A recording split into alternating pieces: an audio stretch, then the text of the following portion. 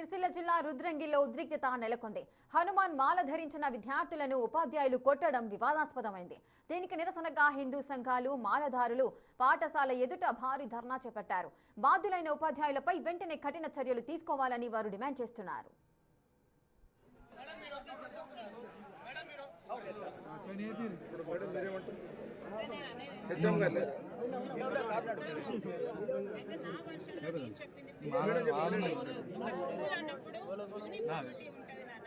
అది మెయింటైన్ చేయడం అనేది మన స్కూల్లో ఉండాల్సిన బాధ్యత.